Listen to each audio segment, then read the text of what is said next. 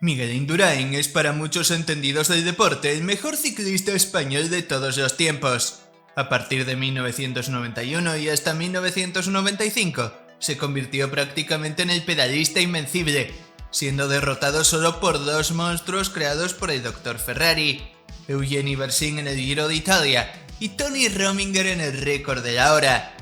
Sin embargo, 3 meses antes de la explosión de Big Mig en el Tourmalet, aprendiendo todos los conceptos otorgados por el gurú de la medicina Francesco Conconi, un ex compañero catalán llamado Melchior Mauri, cuyo mejor resultado en una gran vuelta había sido un prometedor puesto 71 en la Vuelta a España de 1990, destrozó al gigante de Villaba en la misma competición un año después.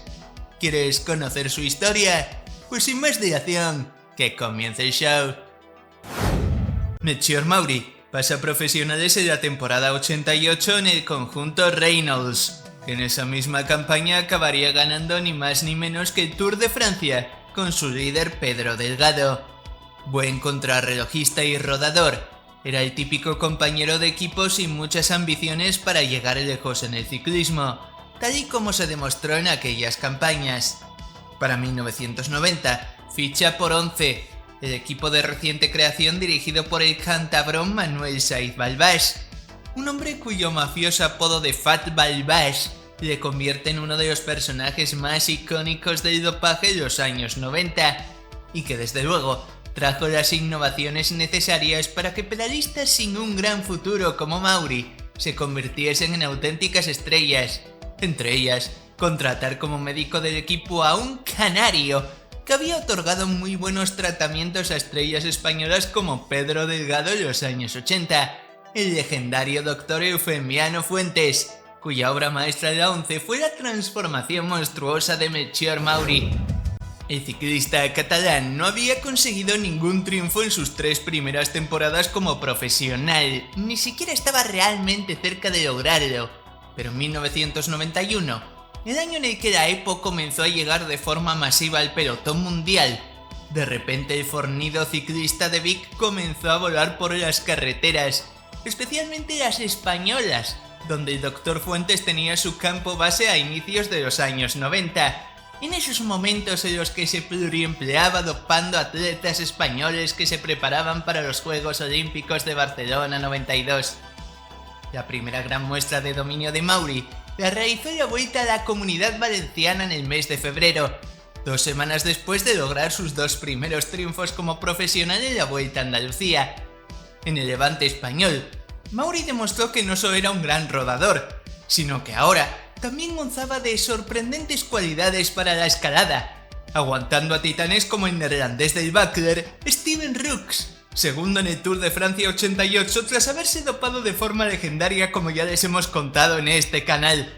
Mauri llegó con el Tulipán y con el alemán de Seur Peter Hilse a línea de meta, y aprovechó su terreno, la contrarreloj llana de 20 km al día siguiente en Pujol, para dar una nueva victoria a aquel equipo 11 que estaba volviendo ciega a la afición española de las numerosas alegrías que sus pedalistas conseguían.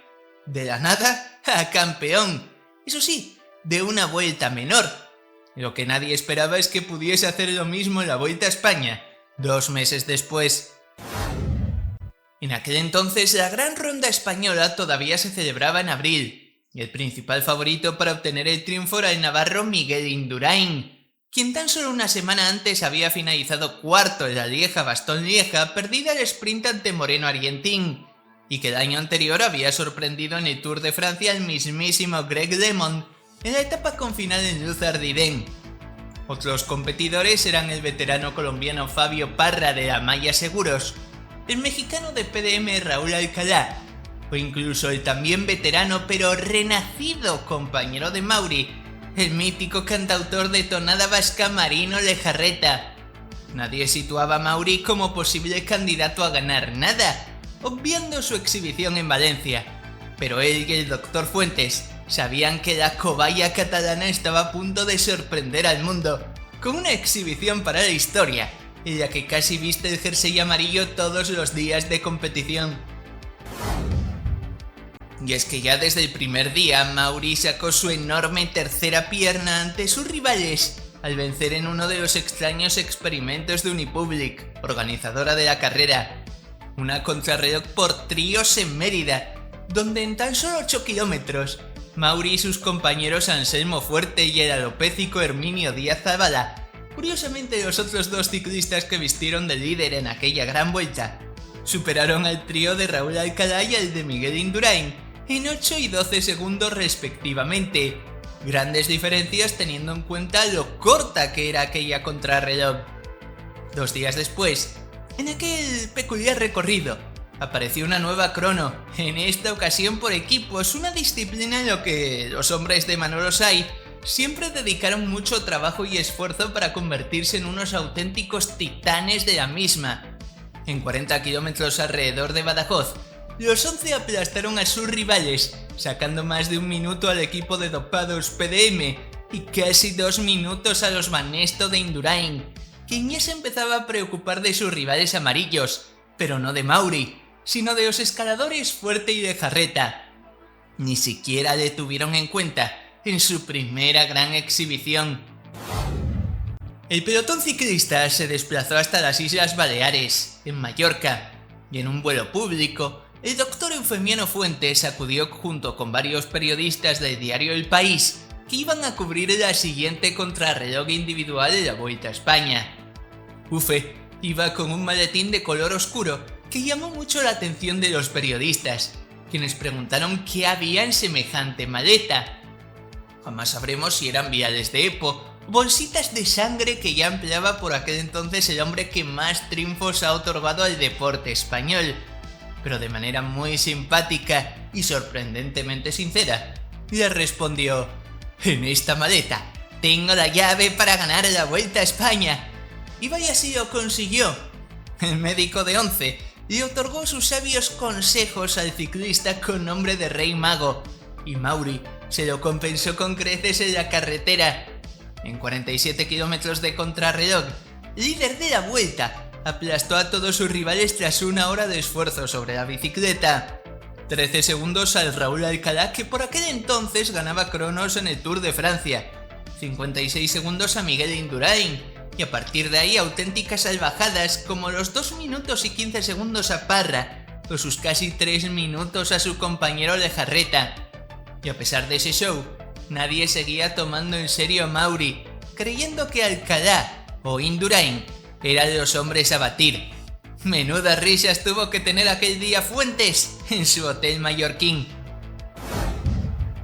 A posteriori llegaban las duras etapas de montaña andorranas.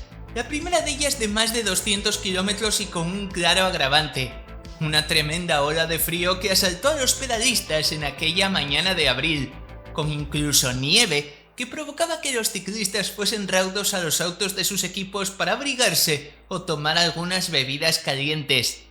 El frío atenazó a los favoritos, que no se atrevieron a atacar al líder Mauri en aquella jornada, esperando que al día siguiente, con el paso de la Boniagua a más de 2000 metros de altura, la cobaya catalana por fin dejase de rodar y rodar en su incansable rueda de ratón. No fue así. La nieve y el mal tiempo continuaron apareciendo y los organizadores decidieron suspender la etapa, mientras Miguel Indurain se quejaba al no tener una gran oportunidad para atacar a sus rivales de la 11. La tendría la jornada siguiente, en una llegada montañosa mucho menos peligrosa, en la estación de esquí de Cerler. Pero Mauri se sentía tan radioactivo que incluso fue él el que lanzó el primer ataque poco antes de iniciarse la ascensión ante los atónitos ojos de sus rivales. ¿A dónde iba aquel Tolili que jamás había escalado una montaña con los mejores en una competición así? Ni su propio director, que 22 años después declaró no conocer las prácticas que hacía Eufemiano Fuentes con sus ciclistas, se lo creía. Por ello, envió a atacar a su amigo y hombre de confianza Marino Lejarreta, a su propio compañero y líder Mauri. Craso error, puesto que Indurain, el crash Federico Echave o Fabio Parra aprovecharon la situación para conseguir 1 minuto de ventaja frente al enfadado Mauri y el mexicano Alcalá, que volvía a fracasar en las montañas.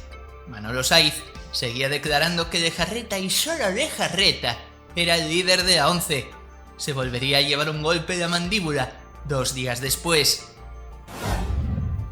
De nuevo con un frío incesante y la cronoescalada de 25 kilómetros al puerto de Valdezcaray, Mauri volvió a sacar su enorme anaconda al suelo para demostrar quién era el número uno de aquel proceso. Aunque el colombiano Fabio Parra realizó su mejor actuación en aquella vuelta, sacando más de un minuto al joven catalán.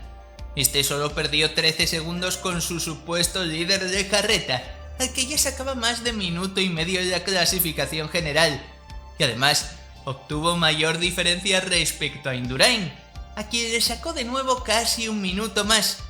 La exhibición fue tal que Mauri dejó fuera de juego a Raúl Alcalá, a quien terminó rebasando a una velocidad digna de Fermín Cacho en la final olímpica de 1500 metros en Montjuic. Aún así, en las etapas asturianas, el egoísta de Jarreta siguió buscando el triunfo con numerosos ataques en los lagos de Covadonga y en el Alto del Naranco. Consiguió descolgar a todos sus rivales salvo Indurain, pero Mauri se sacó del bolsillo otro de sus grandes éxitos, logrando convencer a Steven Rooks, a quien conocía muy bien de sus victorias en Valencia, para que trabajase para él de manera totalmente altruista. Mauri solo perdió un minuto en las dos etapas con Lejarreta y llegó a la última contrarreloj de 55 kilómetros con 43 segundos de ventaja frente al narigudo vasco y con 1 minuto y 46 segundos sobre el para entonces para la afición española eterna promesa, Miguel Indurain. Otra contrarreloj más, y de nuevo otro maletín de Eufemiano Fuentes que provocó una de las mayores exhibiciones frente al hermano de Prudencio en su disciplina predilecta, la contrarreloj. Con una postura totalmente aerodinámica para la época y con una gran cadencia en su pedaleo, Mauri aplastó al de Banesto sacándole más de 1 minuto en aquella contrarreloj de Valladolid, y 2 minutos y 25 segundos a su otrora compañero el Junco de Berriz. 2 días después, en Madrid, aquel desconocido para el gran público había conquistado la Vuelta a España, gracias a la impresionante capacidad contrarreloj del preparado ciclista por Ufe Fuentes. Primer gran milagro del doctor español y última derrota de Indurain antes de que ganase su primer Tour de Francia.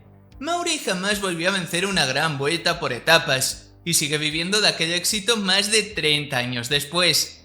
Solo consiguió victorias en España, en carreras de poco prestigio francesas a partir de 1997, y al final de su carrera, cuando ya competía para equipos portugueses llenos de dopados, también en el país luso, donde triunfaron leyendas como Eladio Jiménez o Raúl Alarcón. Mauri fue elegido por el presidente del Fútbol Club Barcelona, Joan Laporta, como director del equipo ciclista del mismo nombre, una sección que fue un auténtico fracaso y que finalizó con 4 casos de dopaje dentro del mismo equipo 3 años después de su creación. El propio Mauri declaró que no sabía nada de que sus ciclistas se dopaban, tal y como dijo su exdirector Manolo Saiz 20 años antes. El ciclismo, que como ven, siempre cambia.